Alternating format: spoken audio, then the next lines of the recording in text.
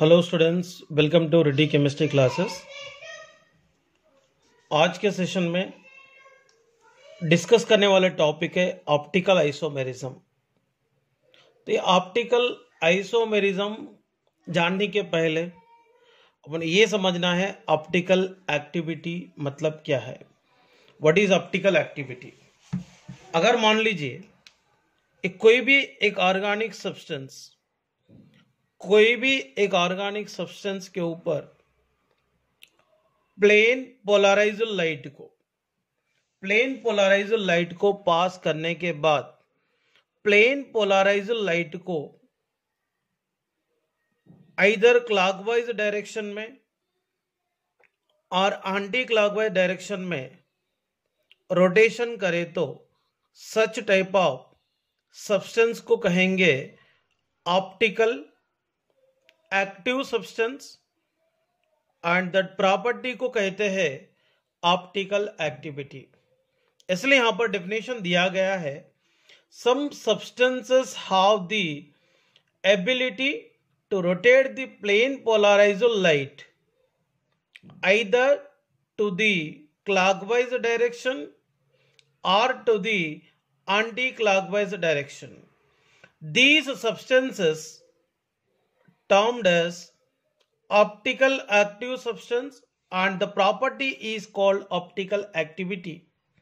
So what is mean by plane polarized light? Plane polarized light बोले तो क्या है? देखिए, एक ऑर्डिनरी लाइट को निकल प्रिज्म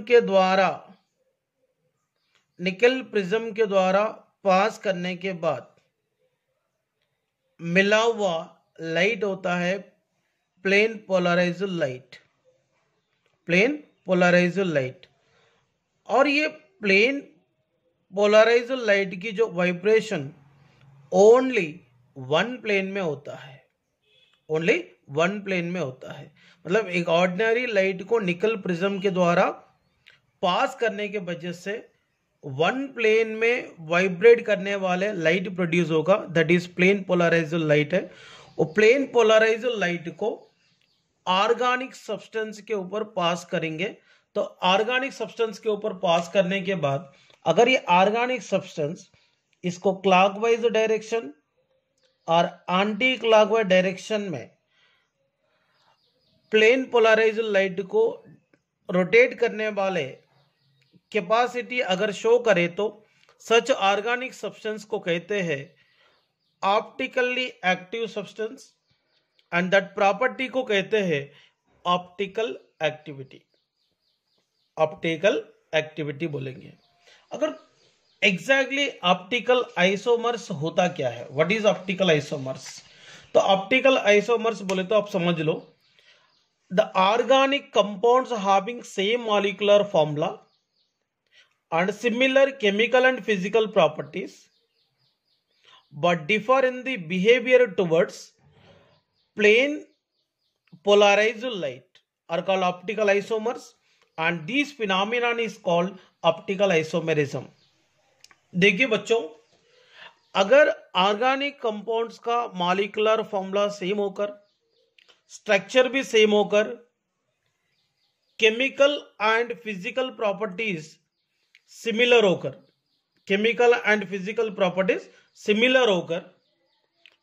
होकर प्लेन पोलराइज्ड लाइट को रोटेट करने वाले डायरेक्शन में डिफरेंस अगर शो करे तो सच टाइप ऑफ आइसोमर्स को कहेंगे optical isomers. And optical isomers को बनाने वाले फिनोमिना को कहते हैं ऑप्टिकल आइसोमेरिज्म। ओके, अगर कोई भी optical isomer plane polarized light को अगर क्लॉकवाइज डायरेक्शन में रोटेशन करे तो इसको डेक्स्ट्रो रोटेटरी आइसोमर बोलते हैं और इसको रिप्रेजेंट करने के लिए DR+ यूज करते हैं। और कोई भी optical isomer plane polarized light को एंटी क्लॉकवाइज डायरेक्शन में रोटेशन करे तो इसको लीवो रोटेटरी बोलेंगे और इसको इंडिकेट करने के लिए L और माइनस को यूज करते हैं। और कौन सी कंपाउंड ऑप्टिकल एक्टिव कंपाउंड होकर ऑप्टिकल आइसोमेरिज्म शो करता है, फिर कौन सी कंपाउंड शो नहीं करता। ये सारे चीजें समझना बहुत जरूरी है। इसके पहले आपको समझना है सबसे इंपॉर्टेंट टर्म है, that is called chiral carbon. Chiral carbon, और इसको असिमेट्रिक कार्बन भी बोलते हैं, asymmetric carbon. So what is mean by chiral carbon? It is the carbon atom which is attached with 4 different atoms or 4 different group atoms।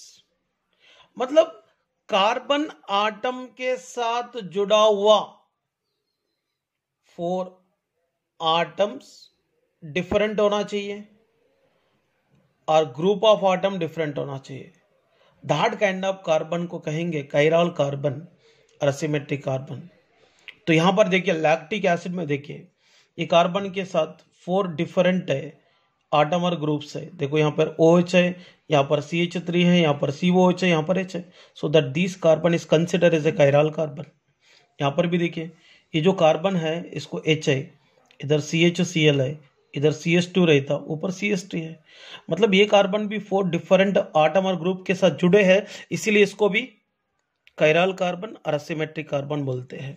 अगर यहाँ पर open chain structure of glucose की बात करते हैं, इसमें कितनी कायरल कार्बन है? ग्लूकोज का फॉर्मूला C6H12O6, इसका एग्जैक्ट ओपन स्ट्रक्चर है। इसमें देखिए ये भी कायरल है क्योंकि ये ग्रुप अलग, ये अलग, ऊपर का अलग, नीचे का अलग है। ये भी कायरल है, इधर अलग, इधर अलग, ये भी अलग है, नीचे का भी अलग है। ये भी कायरल है, ये भी कायरल है। टोटल 4 कायरल सेंटर्स है किसके पास? ग्लूकोज के पास। और देखिए बच्चों यहां पे कोई भी ऑर्गेनिक कंपाउंड ऑप्टिकली एक्टिव बनना है तो फिर कौन सी कंडीशन को यहां पर फॉलो करनी चाहिए, ये भी डिस्कस करेंगे। यहां पर एक स्टेटमेंट लिखा हूं, for optically active isomers the object and it's mirror images must be non super imposable बोले हैं। मतलब ऑप्टिकली एक्टिव रहने वाले आइसोमर का mirror images non super imposable रहता बोल के एक स्टेटमेंट दिए हैं। Actually mirror images super imposable, mirror images non super imposable बोले तो क्या है, मैं आपको समझा देता हूं। देखिए बच्चों यहां पर एक जनरल एग्जांपल लेता हूं, ए का मिरर इमेजेस यही बनता ना, अरे इसको मिरर में दिखा तो यही बनता है। अगर मैंने इसके उठाकर इसके ऊपर रखूंगा तो एक के ऊपर एक कंपलसरी फिक्स हो जाता। मतलब ये दोनों एक दूसरे के साथ मिरर इमेजेस है as well as superimposable है, क्योंकि ये दोनों एक दूसरे के साथ मिरर इमेजेस भी है और इसको उठाकर मैं इसके ऊपर रखूंगा तो एक के ऊपर एक एग्जैक्टली फिक्स हो रहा है। तो mirror images are super impossible, वैसा नहीं रहता बोले, mirror images are non super impossible रहता बोला। मतलब इसका मीनिंग क्या होता है? देखिए बच्चों यहाँ पे P, इसके लिए मैंने मिरर इमेजेस लिखूंगा, ये बनता है। ये दोनों एक दूसरे के साथ मिरर इमेजेस है, मगर इसको उठाकर मैं इसके ऊपर रखूंगा तो फिक्स नहीं होता।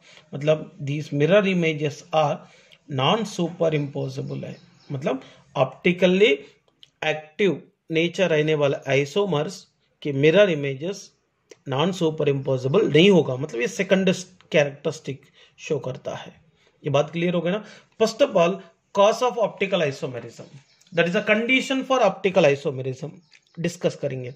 मतलब कोई भी organic compound optically active isomer अगर शो करना है और ऑप्टिकल आइसोमेरिज्म शो करना है तो इसके पास एटलीस्ट 1 कायरल कार्बन आटम होना चाहिए। अगर कायरल कार्बन आटम नहीं है तो वहां पर ऑप्टिकल आइसोमेरिज्म का डिस्कशन ना करे तो बेटर है, तो को होता ही नहीं।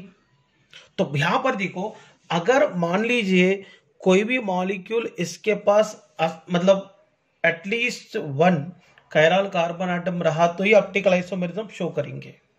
ओके और इसके अलावा यहां पर मेजरली 2 कंडीशन के बारे में अपने को डिस्कस करना बहुत ही जरूरी है, बहुत ही जरूरी है। देखिए first one, only one chiral carbon atom of molecule is considered as chiral molecule and such molecule shows optical isomerism. मतलब only one chiral carbon atom रहने वाले मॉलिक्यूल को कायरल मॉलिक्यूल ही कहना चाहिए, वो 100% ऑप्टिकल आइसोमेरिज्म शो करेगा। तो यहां ज्यादा रिसर्च करने की गरज नहीं है। यहां देखो मैंने यहां पर लैक्टिक एसिड लिखा हूं, इसमें के पास एक ही कायरल कार्बन है, no doubt that molecule optically active है, इसमें कोई सोचने वाली बात नहीं है, यहां पर कोई रिसर्च करने की गरज नहीं है बच्चों, क्योंकि ऑलरेडी रिसर्च करके दिए, आप लोग साइंटिस्ट बनने की कोई जरूरत नहीं है। देखिए बच्चों सेकंड पॉइंट बहुत ही मजे वाले पॉइंट है। यहां पे देखो, molecule which contain 2 or more than 2 chiral carbon atoms with disymmetric is a chiral molecule and such molecule always shows optical isomerism। तो मतलब डिसिमेट्री कहां से आ गए? डिसिमेट्री मीन्स इसके पास कोई सिमेट्री नहीं होना, that is absence of plane of symmetry और सेंटर ऑफ सिमेट्री। मतलब थोड़े मॉलिक्यूल में एक से ज्यादा कायरल कार्बन आटम होकर भी वो ऑप्टिकली इनएक्टिव होता है, क्योंकि इसके पास सिमेट्री रहने के कारण। मैं यही बोल रहा हूं, अगर 2 और more than 2 chiral carbon atoms रहा तो इसमें कोई सिमेट्री होनी नहीं चाहिए, इसके बाद डिसिमेट्री होनी चाहिए, तभी वो मॉलिक्यूल को कहलाते हैं chiral molecule and such molecules optical isomerism show करता है। देखिए बच्चों यहां पे डिसिमेट्री बोले तो that is absence of symmetry like plane of symmetry और सेंटर ऑफ सिमेट्री। देखिए एक बात केयरफुल ऑब्जर्वेशन करो, अगर मॉलिक्यूल में आपको एक से ज्यादा कायरल कार्बन आटम रहा तो ये देखनी चाहिए इसमें सिमेट्री है या नहीं, तो इसके बगैर आप डिसाइड नहीं कर सकते हो ये ऑप्टिकल आइसोमेरिज्म शो करेगा कि नहीं करेगा, आप तय नहीं कर सकते। इसमें चेक करना होगा इसमें प्लेन ऑफ सिमेट्री है या नहीं, सेंटर ऑफ सिमेट्री है या नहीं, ये तो चेक करना पड़ता है। अदरवाइज सर ने बोला है पहला कंडीशन में मॉलिक्यूल के पास अगर एक की भी कायरल दिखा तो ऑप्टिकल आइसोमेरिज्म बोला है, तो इसलिए मैंने इसको टिक करूंगा ऑप्टिकल एक्टिव आइसोमर। ऐसा नहीं चलेगा बच्चों, मैंने जो बोला वो तो कंडीशन रहना चाहिए, और ओनली वन कायरल रहा तो कोई टेंशन नहीं है, नो डाउट आंखें बंद करके ओपन करके टिक कर लो ऑप्टिकल एक्टिव आइसोमर। पर बात यह है अगर इसमें एक से ज्यादा कायरल कार्बन आटम्स रहा तो ये देखना चाहिए इसमें सिमेट्री है या नहीं, सिमेट्री है तो वो नहीं है ऑप्टिकल आइसोमर, सिमेट्री है तो वो शो नहीं करता है ऑप्टिकल आइसोमर। बच्चों ये सिमेट्री बोले तो क्या है, तो इसमें पहले चेक करना है प्लेन ऑफ सिमेट्री है या नहीं और सेंटर ऑफ सिमेट्री है या नहीं, but most of the questions one plane of symmetry को लेकर ही सॉल्व कर सकते हैं आप। यहाँ पे प्लीज बच्चों साइंटिस्ट बनने की कोई गरज नहीं है, ठीक है। यहाँ पर देखो प्लेन ऑफ सिमेट्री, यहाँ पे तो कुछ स्टेटमेंट लेके प्लेन ऑफ सिमेट्री बोले तो मतलब it is a imaginary plane which divide the molecule into 2 identical halves।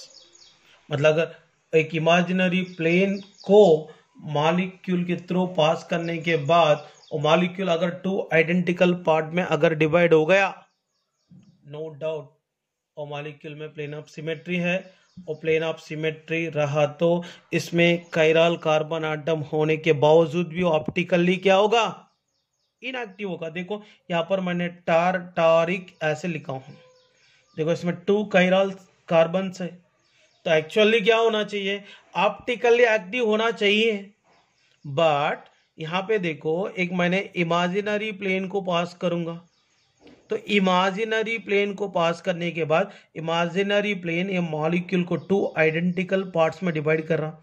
देखो यहाँ पर भी कार्बन, यहाँ पर भी कार्बन, OH है OH है, H है H है, COH है COH है, दोनों आइडेंटिकल पार्ट में डिवाइड हो गए। इसका मतलब इसके पास प्लेन ऑफ सिमेट्री है। तो प्लेन ऑफ सिमेट्री रहने वाले हर मॉलिक्यूल क्या होता है, ऑप्टिकली इनएक्टिव होता है। क्लियर हो गए बच्चों? और एक है सेंटर ऑफ सिमेट्री। और सेंटर ऑफ सिमेट्री बोलो तो क्या है, देखिए मैं आपको समझा देता हूँ। यहाँ पे तो कुछ डेफिनेशन लिखे। तो a centre of symmetry is an imaginary point in the molecules such that if a line is drawn from any group of the molecule to this point and then extended to an equal distance behind the point, it meets the mirror images of the original group. देखिए बच्चों, इसका meaning है, अगर molecule की centre place में से दोनों तरफ इक्वल डिस्टेंस में लाइन को ड्रा करने के बाद आइडेंटिकल ग्रुप अगर एक दूसरे के साथ मिले तो इसमें सेंटर ऑफ सिमेट्री है। देखो यहाँ पे देखो बच्चे, पॉइंट है, मैंने इधर एक लाइन को ड्रा किया और इधर एक लाइन को ड्रा किया, तो ये लाइन दोनों आइडेंटिकल ग्रुप को मिला रहा है कि नहीं, मिला रहा है। इधर देखो, इधर मैंने जितना डिस्टेंस को लाइन को ड्रा किया था, इधर भी उतना ही डिस्टेंस ड्रा किया मैंने, यहाँ पर भी आइडेंटिकल ग्रुप मिल रहे हैं। इधर मैंने जितने डिस्टेंस को यहाँ पे ड्रा किया, उधर भी उतना डिस्टेंस ड्रा करूंगा तो आइडेंटिकल ग्रुप मिलेंगे। सेम इधर भी देखो आइडेंटिकल ग्रुप मिल रहे हैं, इधर भी देखो आइडेंटिकल ग्रुप मिल रहे हैं। इसका मतलब इसके पास सेंटर ऑफ सिमेट्री है।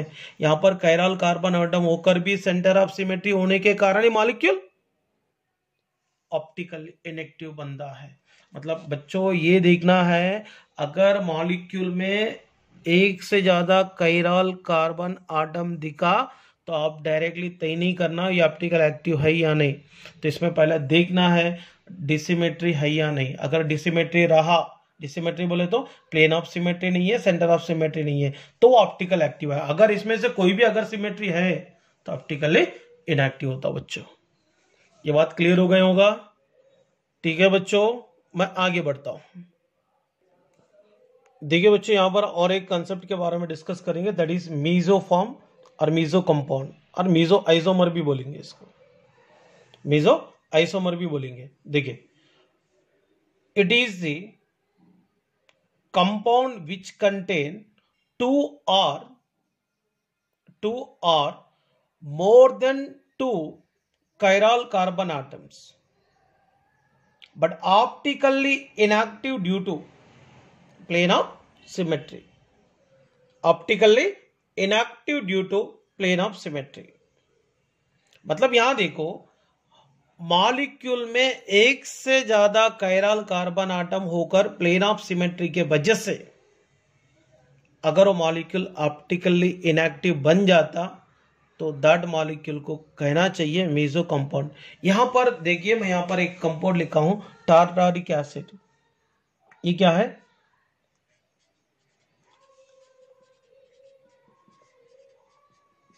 टार्टारिक एसिड है। ये क्या है? टार्टारिक एसिड है। इसका नाम 2,3 डाइक्लोरोब्यूटेन। तो देखते हैं, और इसमें देखो एक इमेजिनरी प्लेन को, इसमें 2 कायरल कार्बन है, तो पहला अपन देखना है कायरल है या नहीं।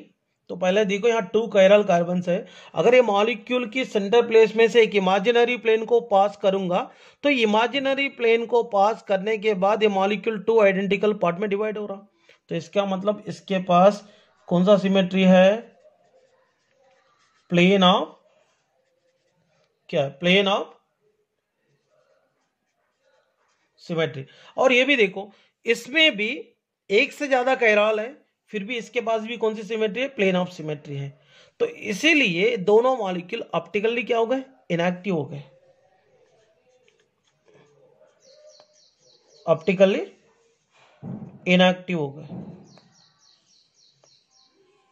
देखो, इसमें भी एक से ज्यादा कायरल है, फिर भी प्लेन ऑफ सिमेट्री के कारण वो ऑप्टिकली इनएक्टिव हो गए। इसमें भी एक से ज्यादा कायरल कार्बन है, फिर भी प्लेन ऑफ सिमेट्री की वजह से ऑप्टिकल इनएक्टिव हो गए, सो दैट ये दोनों कंपाउंड को मीसो कंपाउंड बोलेंगे। देखिए बच्चों यहां पर एम्स में 2006 में यहां पर एक क्वेश्चन आए हैं, among the following which one can have a mesoform. देखिए बच्चों अभी ये देखो, मेसोफॉर्म अगर बनना है तो एक से ज्यादा कायरल होकर मॉलिक्यूल 2 आइडेंटिकल पार्ट पे डिवाइड होना चाहिए। ये तो हो ही नहीं सकता आइडेंटिकल पार्ट में डिवाइड, होता क्या CH OH रहा था, CHCl होगा ही नहीं, बट ये हो सकता, देखो ना यार, ये भी कायरल कार्बन है, ये भी कायरल कार्बन है, CH3CHOH CH3CHOH, ये 2 आइडेंटिकल पार्ट में डिवाइड होता है।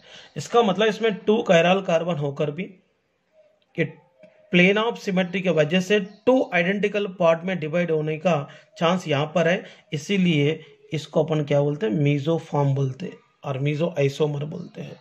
तो एम्स का 2006 की क्वेश्चन है, कितने सिंपल है बच्चों, या आपको कंसेप्ट क्लियर होना चाहिए। कंसेप्ट अगर क्लियर है तो आप क्वेश्चन इजीली सॉल्व कर सकते हैं।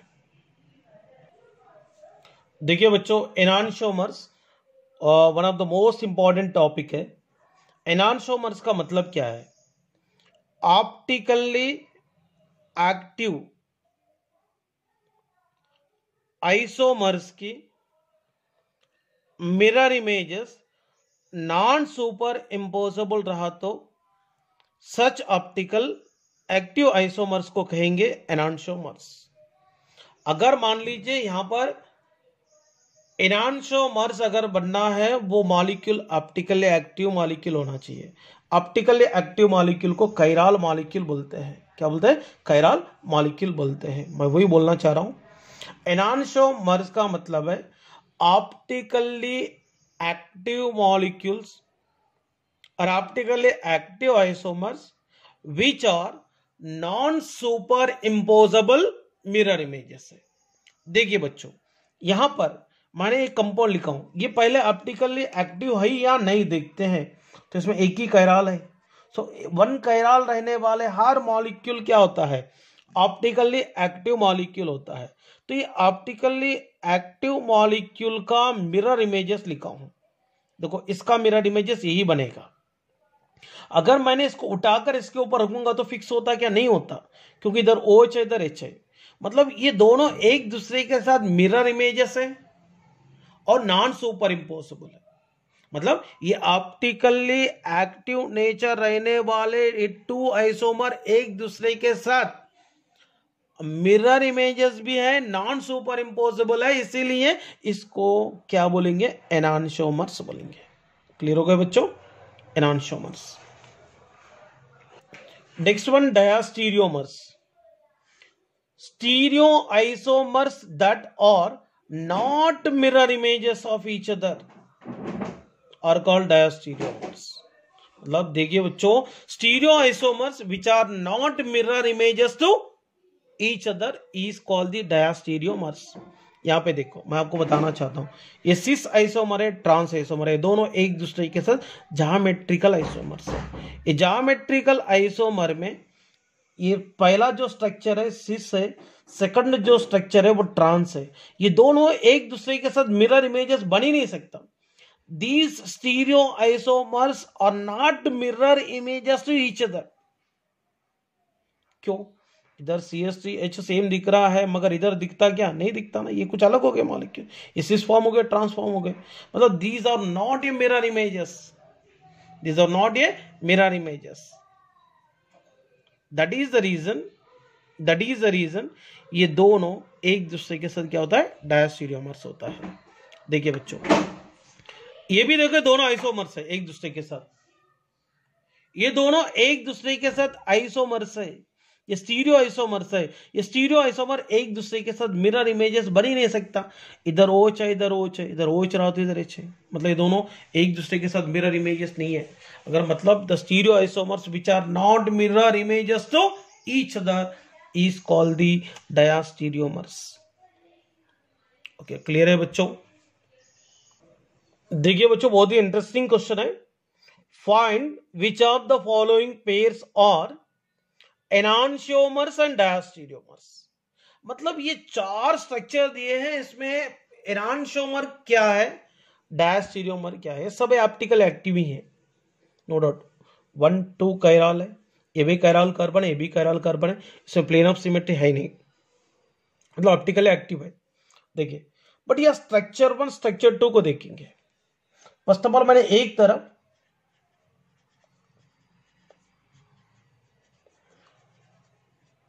एनांशियोमर्स लिखता हूं, एक तरफ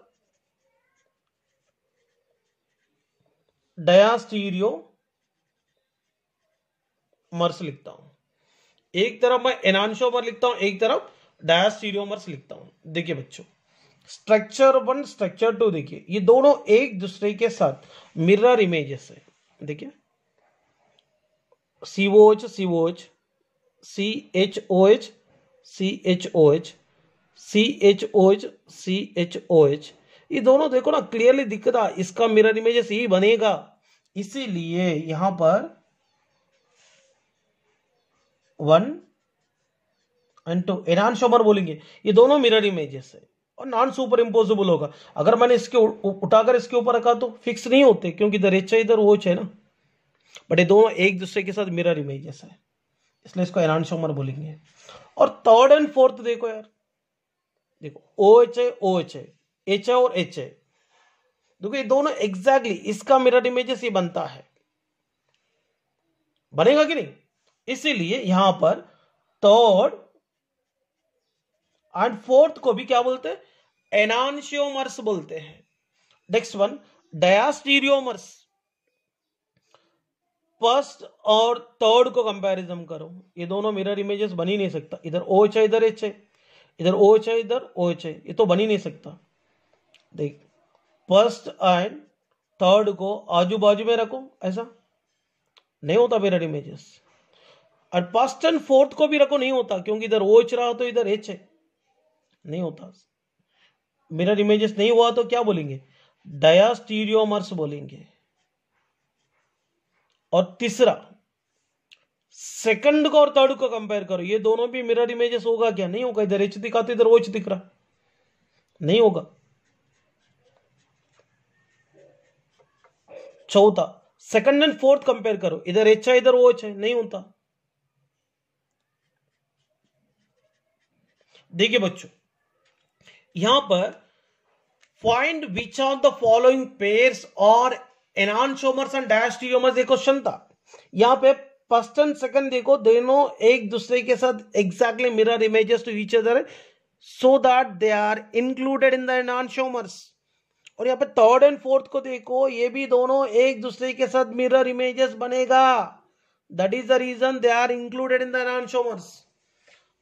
फर्स्ट एंड थर्ड दोनों आजू बाजू में रख के देखो, नहीं होता, first and fourth, second and third, second and fourth, they are not mirror images each other, so that they are considered as a diastereomers। और आपके लिए मुफ्त में गिफ्ट मिल रहा है, इसको सॉल्व करना चाहिए बच्चों आप लोग। देखिए बच्चों, और एक टॉपिक है रेसिमिक मिक्सचर। रेसिमिक मिक्सचर बोलता हूं, it is an equimolar mixture of dextrorotatory and laevorotatory form, और it is an equimolar mixture of R configuration and S configuration, वो आगे डिस्कस करेंगे अपन। मतलब यहां पर समझ लो, डेक्स्ट्रोरोटेटरी और लीवोरोटेटरी फॉर्म को इक्वल प्रोपोर्शन में मिक्स करने के बाद रेसिमिक मिक्सचर मिलेगा। मतलब 50% डेक्स्ट्रोरोटेटरी फॉर्म 50% लीवोरोटेटरी फॉर्म को मिलाने से यहां पे रेसिमिक मिक्सचर मिलता है। तो रेसिमिक मिक्सचर हमेशा ऑप्टिकली इनएक्टिव है, क्योंकि डेक्स्ट्रोरोटेटरी फॉर्म लीवोरोटेटरी फॉर्म से कैंसिल होता है, इसलिए यहां पे देखो 50% dextrorotatory form of lactic acid को 50% लीवोरोटेटरी फॉर्म ऑफ लैक्टिक एसिड को मिलाने से यहां पर रेसिमिक मिक्सचर मिलेगा। और रेसिमिक मिक्सचर बच्चों समझ लो हमेशा ऑप्टिकली इनएक्टिव होता है।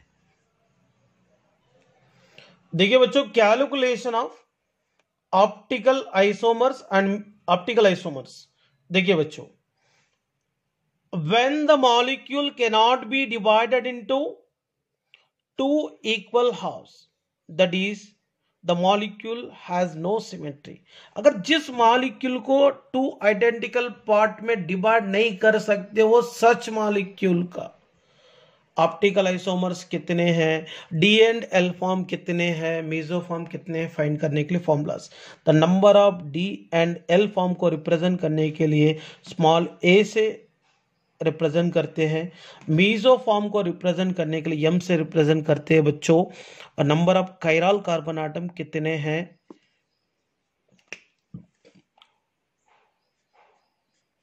देखो number of chiral carbon atom कितने हैं, इसको रिप्रेजेंट करने के लिए एन यूज करते हैं। देखिए इसमें number of D and L form a is equal to 2 power n है, number of meso form m is equal to 0 है। इसमें total number of optical isomers बोले तो number of D and L forms and number of meso forms को मिलाने से total number of optical isomers मिलते हैं, that is a plus M.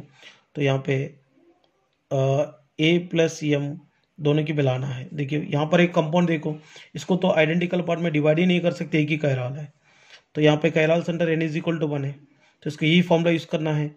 Number of D and L form a is equal to 2 power n formula है, मैं n की जगह 1 put करूंगा, 2 power 1 is equal to, number of meso form तो 0 है। Total number of optical isomers क्या होगा, ए plus m, ए का वैल्यू 2 है, एम की वैल्यू 0 है, पूरा मिलाने से कितना आता है 2। देखिए बच्चों यहाँ पे 1 2 3 कंपाउंड दिया हूं, इसको पहला फॉर्मूला यूज करके सॉल्व करना चाहिए। अब जो मैंने बताया ना एक एग्जांपल, जैसे मैंने सॉल्व किया वैसे ही है। अगर when the molecule is divided into 2 equal halves, अगर मॉलिक्यूल 2 आइडेंटिकल पार्ट में डिवाइड होने की चांस रहा तो इसमें नंबर ऑफ डीएल फॉर्म के लिए फॉर्मूला 2 पावर n माइनस 1 है, ओके ना। Number of meso form m is equal to 2 power n by 2 minus 1 है। नंबर ऑफ ऑप्टिकल आइसोमर्स बोले तो a प्लस एम रहता, 2 power n minus 1 plus 2 power n by 2 minus 1 है। देखिए बच्चों यहां पर COOH, CHOH, CHOH, COH, इसको 2 आइडेंटिकल पार्ट में डिवाइड कर सकते हैं, ओके ना। इसके लिए फॉर्मूला 2 टाइप के रहते हैं, जो मैंने जो बताया था ये फॉर्मूला इवन नंबर के लिए है। यहां पर थोड़ा केयरफुली देखो बच्चों, when the molecule is divided into equal halves, if n value is even number, even number आओ तो ये फॉर्मूला यूज करना है पूरा, देख लो एक बार। देखा ना, राइट। अभी ये देखो यहाँ पे even number of chiral centres है, n इज इक्वल टू 2, तो number of D L form a is equal to 2 power n minus 1 है, मैं n की जगह 2 पुट करूंगा, 2 power 2 minus 1 is equal to 2 power 1, that is a is equal to 2 आ गएगा। Number of meso form m is equal to formula 2 power n by 2 minus 1 है, तो n की वैल्यू 2 है, 2 पावर 2 बाई 2 माइनस 1, 2 बाई 2 बोलो तो क्या आएगा 1, 2 power 1 minus 1 is equal to 2 power 0, something power 0 बोले तो 1 होता है। तो number of optical isomers a plus m, a की वैल्यू 2 है, m की वैल्यू 1 है, ऐड करेंगे तो 3 आता है। ये भी सेम कंसेप्ट है, इसको भी यूज करना चाहिए। और इसको कैसे सॉल्व करना चाहिए देखिए बच्चों n value is odd number आ, तो अगर मॉलिक्यूल को 2 आइडेंटिकल पार्ट में डिवाइड करने के चांस रहा तो सच मॉलिक्यूल के लिए मैंने फॉर्मूलास अलग अलग बताए। n वैल्यू इवन रहा तो पहले डिस्कस किए, अभी n वैल्यू ऑड नंबर रहा तो number of D and L form के लिए formula a is equal 2 power n minus 1 minus 2 power n minus 1 by 2, m का formula 2 power n minus 1 by 2, number of optical isomers a plus m है, that is 2 power n minus 1 आता है, a plus M को अगर add करने के वजह से। ए बोले तो number of D and L form है, एम बोले तो नंबर ऑफ मीजो फॉर्म्स है, ये नंबर ऑफ ऑप्टिकल आइसोमर्स है। So this is the small story regarding optical isomerism. देखिए बच्चों ऑप्टिकल आइसोमेरिज्म को सिंसियरली आप लोग प्रैक्टिस कर लो, ओके ना। और रिमेनिंग जो टॉपिक है RS कॉन्फ़िगरेशन नेक्स्ट सेशन में डिस्कस करते हैं. That is very important topic है. Thank you students.